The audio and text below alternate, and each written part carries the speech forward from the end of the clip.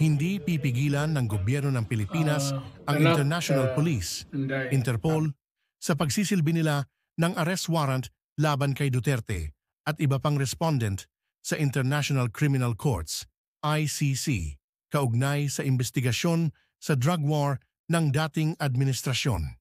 Ayon kay Remulla na responsibilidad ng Interpol na isilbi ang inisyong arrest warrant ng ICC at bilang miyembro dapat na makipagkooperasyon ang Pilipinas. If a problem arises, they, ICC, will bring it to Interpol. We are members of Interpol, and we do not block any movement of Interpol unless a policy contradicts our international commitments.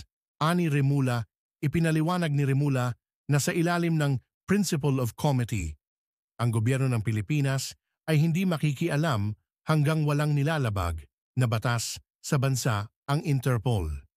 The Principle of Comity dictates that we remain friendly and do not block any legal actions they undertake.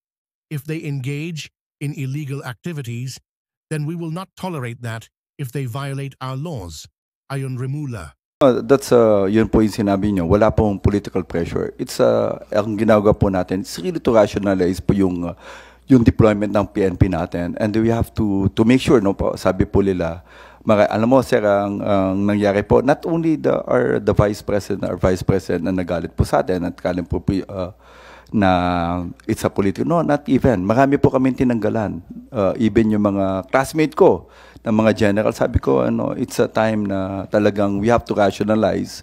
And in fact, we have already made yung sa policies natin na kung may mga threat, yung mga, then when they retire, kasi may mga threat, is only about 6 months. And afterwards, they can ask kung meron po talagang threat.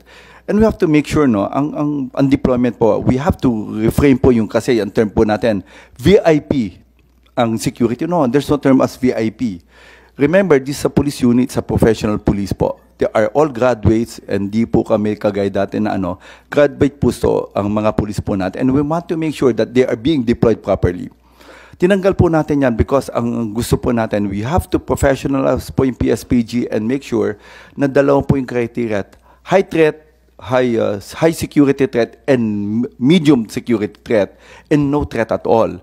We want to make sure that there is already a perceived threat. And hindi po yung, there's a difference between a perceived threat and an actual threat. Dati kasi, VIP ang tawag natin, that's a perceived threat. Kaya nga sinasabi po natin, and we have to rationalize and we have to change our policies regarding po dun sa deployment ng tao. Kasi ang sasabi ko nga, we need more people on the ground. Marami po kami talagang kulang. And to be honest, sir, talagang ang gusto po natin, talagang ibaba yung mga tao natin or very strict our police procedures natin. Marami po tayong kinasuhan na moonlighting na police natin. It all started in Alabang when we see two staff personnel na nandun po being used as a security. And dahil po nga doon, bakit nangyayari doon? And we have to rationalize our people. We have to account them. They want to make sure. And with regard po doon sa iba, hindi lang lahat po tinanggalan po natin because we don't see any threat dun sa mga bantao. At ang sinasabi ko nga, kung meron pong reason, ibibigay po natin. Second. But in the case of the Vice President, do you think may threat sa kanya o wala? Sir, wala po siyang threat. Wala po kami nakita. He's being loved by our people. Sir, may concerns po ba kayo na makaka-apekto sa election next year? Ito yung ginagawa pong hearing. Well, as far as epekto sa election, settled na yan. During the last elections, gano'n man din ginagawa sa atin. Imbestiga dito, imbestiga doon. Inuupakan tayo about the war on drugs. But still, the people have spoken. Pinanalo ako ng taong bayan. How much more ngayon na maramdaman ng mga tao na rehas na yung mga issues na yan, hindi na sila nagsasawa, paulit-ulit, wala nang ibang ginagawa, pabalik-balik na yung issue na yan, kahit na yung mga kaso ng mga pulis na mayroon ng court decision, rolled by the court na walang sala yung mga pulis, balik na naman, inimbestigan na naman, so ang tao ay magsasawa rin sa balik-balik ng issue na yan.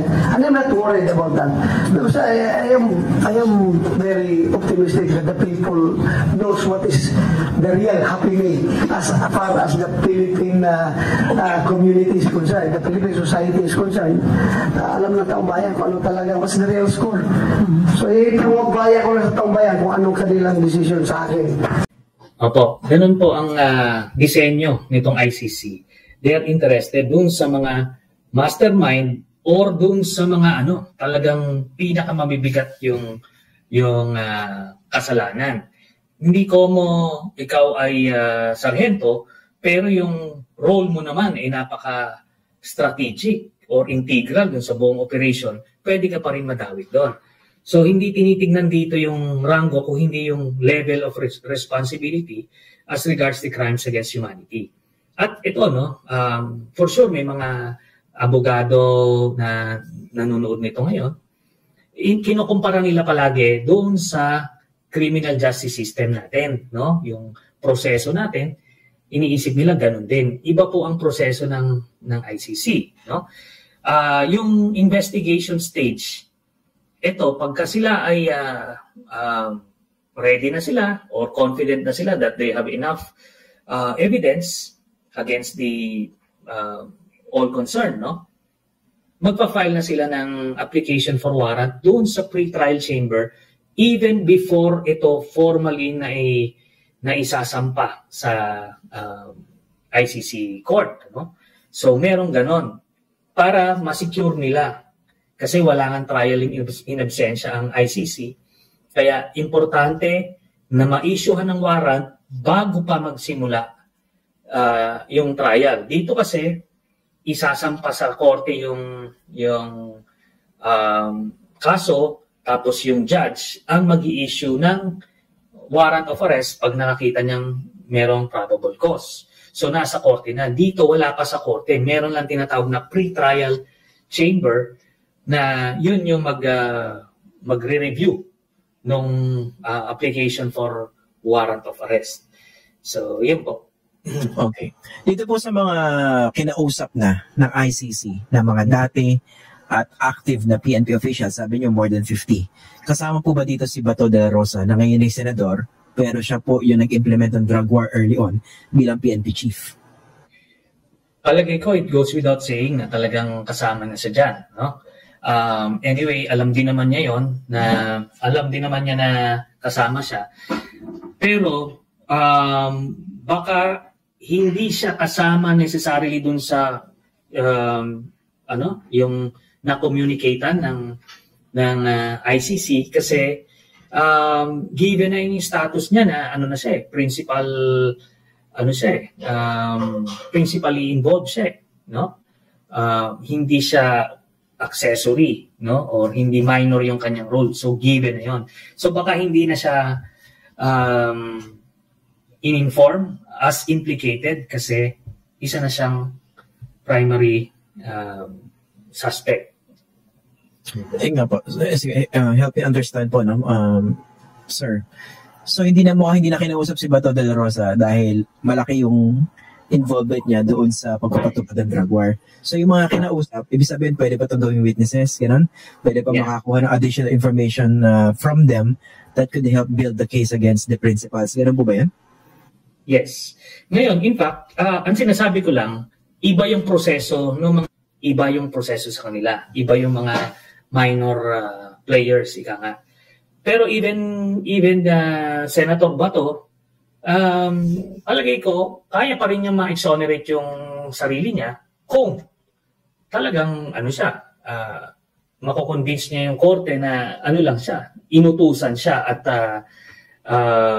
hindi naman siya talagang yung instrumento dun sa pagpatay, no? I'm not saying that will be bought, but theoretically pwede pa rin siya maging witness against Duterte. But it's up to him, no? Pwede naman niyang isugal na lang. Isapalaran na lang, kumbaga sama-sama na sila nila Digong kung saan man sila dadalhin ng kanilang landas. So again, theoretically, pwede pa rin, no? At saka po officially, no? Wala pa naman talagang formally accused dito sa iniimbestigahan ng ICC, di ba? Wala pang formally accused. Tama po ba? We are just deducing based on the information we submitted. Yung mga evidence, yung mga testigo na umarap, kung sino yung mga madalas na mention, sino yung substantial, yung ebidensya, madideduce mo na from there. Pero yung mga na-implicate kasi, meron pa rin, pagka lumawak yung investigation, pwede silang na-elevate eh. Ganon. So pagkakaalam niyo ba, bumalik na yung ICC investigators dito sa Pilipinas since December? Or babalik anytime soon? Palagay ko hindi na nila kailangan bumalik. Mukhang nagawa nila yung kailangan gawin. Nakausap nila yung kailangan kausapin. Kaya dinideduce din natin na nasa wrapping up stage na sila ng investigation. Kaya nga we made the approximations during our past interviews na late second quarter lalabas yung warrant, no? That is based on our approximations or estimates. Okay. Speaking of the possible issuance of an arrest warrant by the ICC against former President Rodrigo Duterte and the other principals, binanggit po in the not so distant past, medyo ilang linggo lang po ito nakalipas, binanggit ni President Marcos na kung sakali magpalabas ng arrest warrant ang ICC, ay hindi po niya isusuko si dating Pangulong Rodrigo Duterte. I mean, what do you make of that statement coming from the President? Okay. Ang masasabi ko dyan,